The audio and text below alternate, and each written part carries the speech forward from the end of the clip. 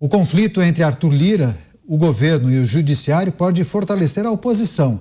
Parlamentares têm aproveitado o momento de tensão para pressionar o presidente da Câmara a dar celeridade à tramitação da proposta de emenda à Constituição que criminaliza porte e posse de drogas. A PEC das drogas foi aprovada pelo Senado por ampla maioria em reação ao julgamento do STF que pode descriminalizar maconha para uso pessoal.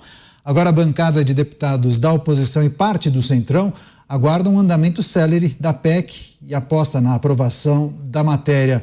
Mota, o que é preciso a gente trazer para reflexão, essa PEC você enalteceu e elogiou bastante essa sinalização do Senado Federal, ainda que de forma prática mude pouca coisa, mas não deixa de ser uma sinalização importante. Agora, por que você entende que essa pode ser uma matéria que aumente a crise entre os poderes? Você vê o potencial dessa matéria turbinar esse clima de tensão?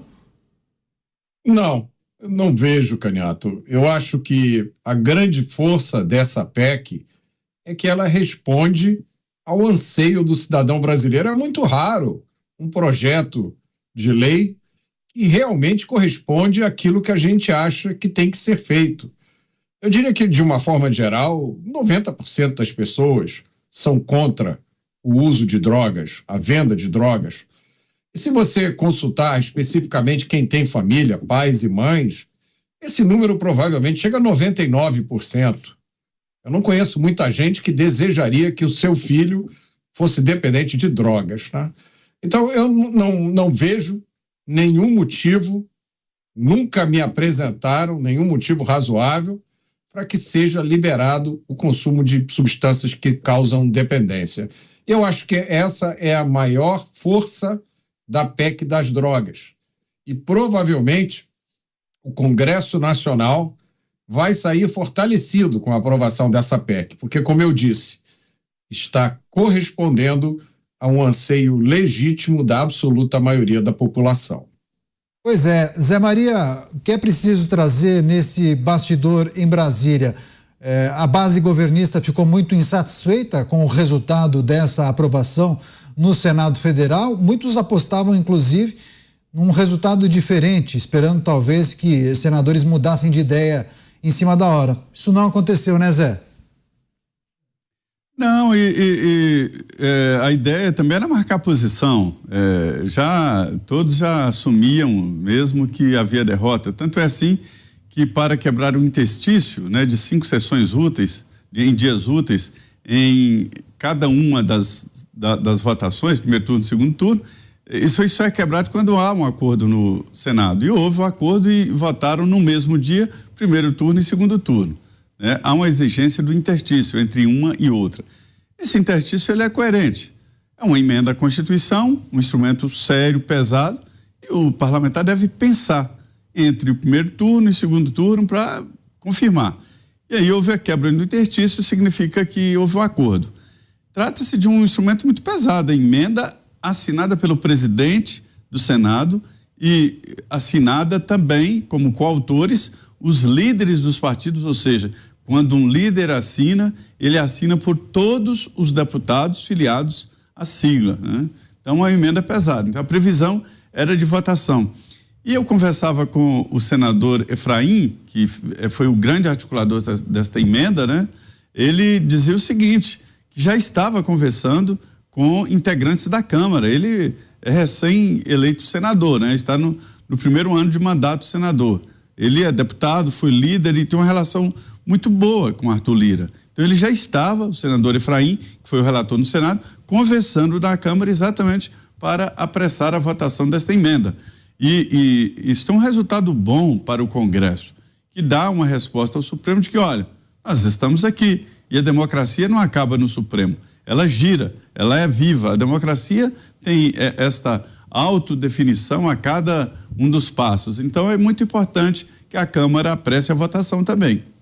Agora, Beraldo, tem muitos que apostam no quanto pior, melhor, né? Muitos acabam se beneficiando com a crise, com o clima de tensão, e as informações de bastidores apontam que a oposição ganha força com esse mal-estar que acontece, inclusive com a aprovação da PEC das drogas. Assim, primeiro temos que analisar qual oposição, né? Que tem uma oposição que é mais fácil de ser sensibilizada com os instrumentos usuais que estão na mão do governo. E aí tem uma pequena oposição que é oposição de verdade, que é aquela oposição que está ali por uma questão realmente de acreditar num caminho diferente. Veja, a gente falou aqui várias vezes, por mais que nós tenhamos nos manifestado aqui com entusiasmo sobre a aprovação dessa PEC, porque, na verdade, não é que ela muda as coisas, ela impede que um julgamento no Supremo Tribunal Federal possa, de alguma maneira, influenciar negativamente o entendimento de que você estar com drogas pode ser aceitável. Não é aceitável. A gente tem que reforçar o que está na lei.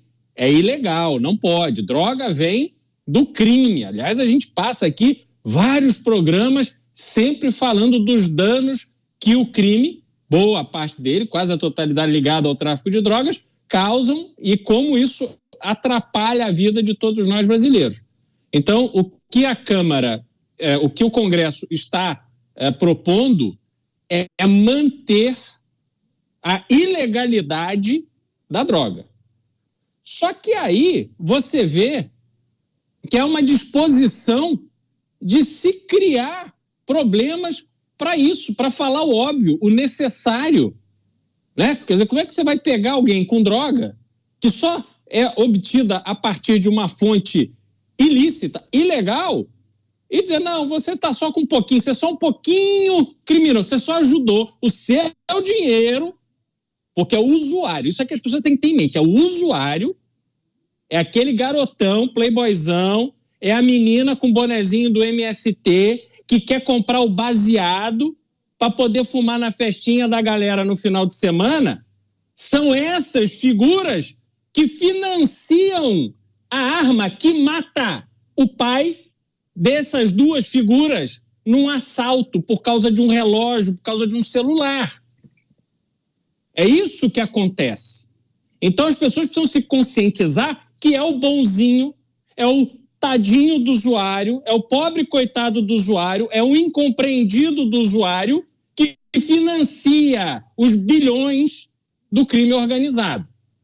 A partir daí, não tem o que se discutir. Isso não precisava ser tema de nada. É uma posição necessária para se manter minimamente a ordem no Brasil. Só que aí não, isso aí já vira um instrumento de negociação, de pressão, porque ora veja bem, tal, vamos criar uma tensão para eu ter um benefício. Agora, é benefício para nós? É benefício para o Brasil? Não. É benefício para quem está lá fazendo de conta que está criando um clima de tensão, quando, na verdade, é apenas um instrumento de negociação para atender os interesses deles. Pois é, essa é uma boa reflexão. Vou até passar para o Mota, que acompanha essa movimentação política e também faz a gente questionar exatamente quais são os motivos para um presidente de uma casa pautar um projeto ou não pautar, né? Há vários interesses por trás e nem sempre isso chega à informação do eleitor, do cidadão, por exemplo. Mas diante de uma situação como essa, também não facilita muitas vezes um presidente de Câmara pautar projetos sensíveis, não tão populares, diante de um cenário de suposta crise, Mota? Sim, Caniato, há muitos fatores que influenciam, e é disso que se faz a política, né? E o que a gente consegue ver, mesmo nós aqui, é apenas uma pequena parte do que realmente está acontecendo, das forças que estão se batendo, dos interesses que defendem isso ou aquilo.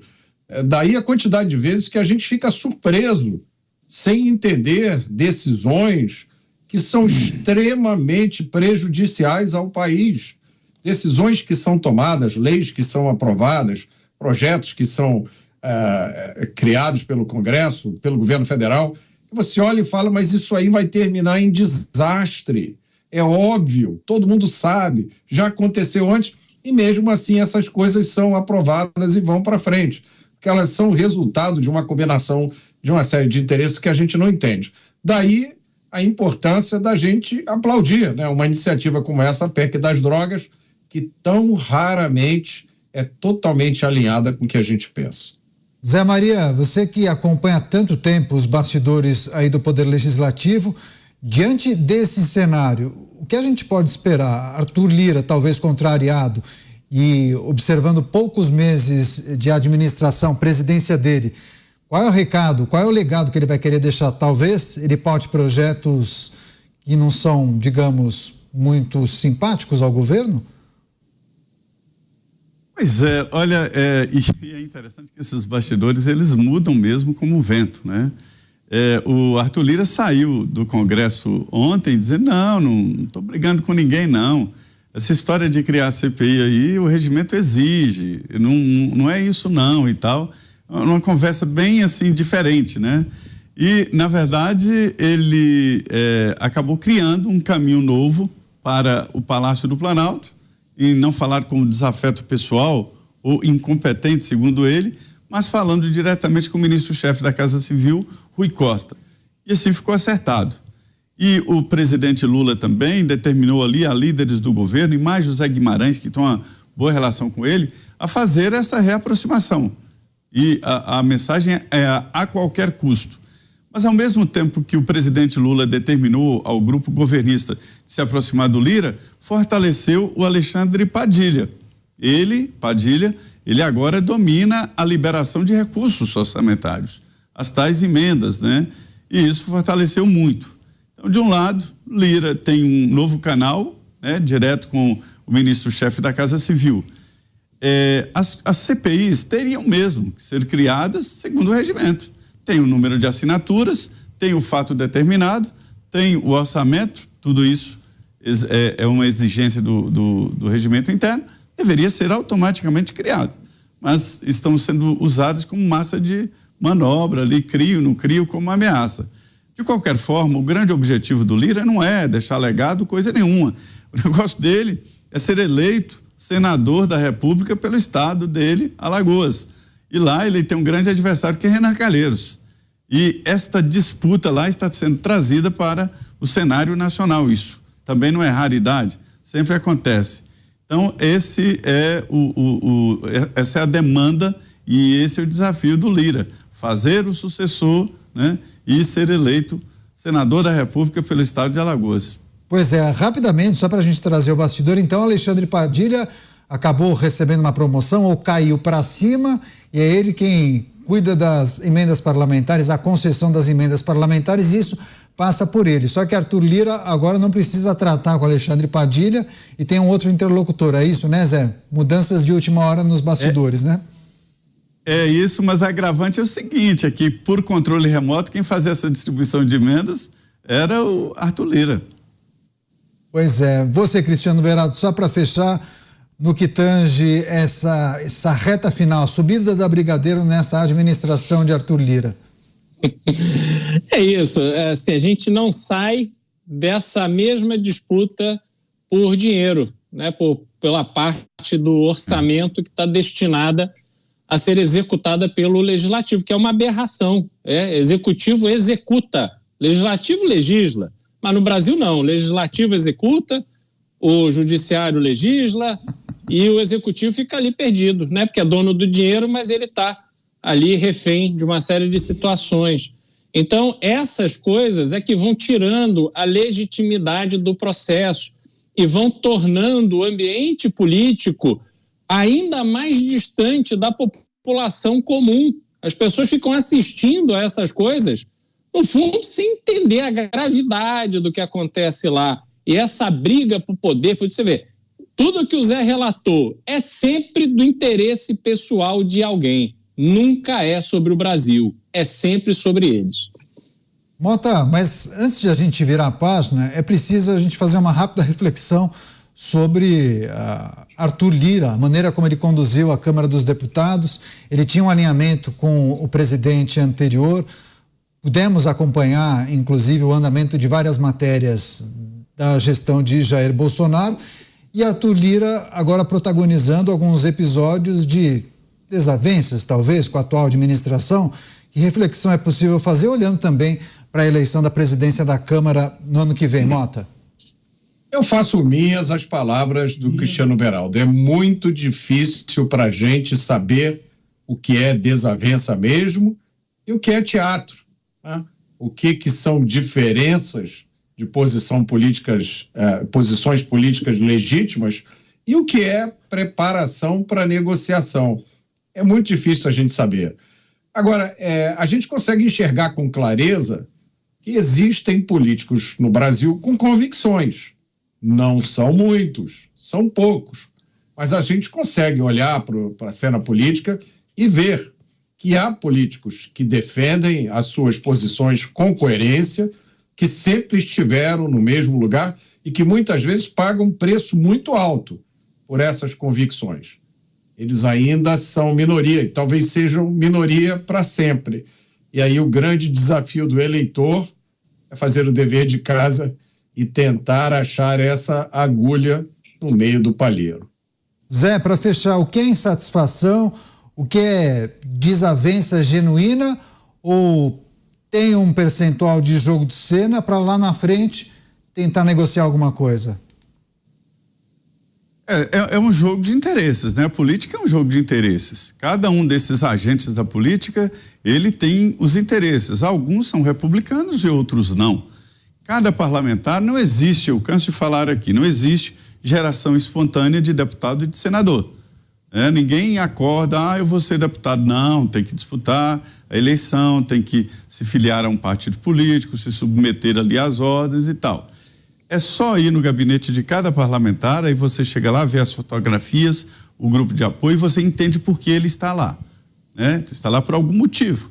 Ou ele representa um sindicato, representa uma associação, e quando eu digo sindicato patronal ou de trabalhador, representa uma associação ou um setor específico e tal.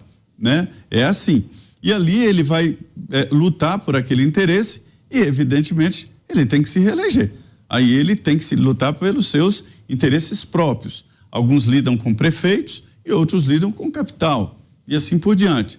Então, essas relações, elas são de interesses, interesses de grupos, interesses de lideranças, interesses de deputados que querem liderar dentro da Câmara, eles liberam emendas e interesses dos outros parlamentares. Então, é assim que se faz a política. A política é necessária, né? É inevitável, eu diria até, na sociedade. É só entender o que está acontecendo e em quem você está votando.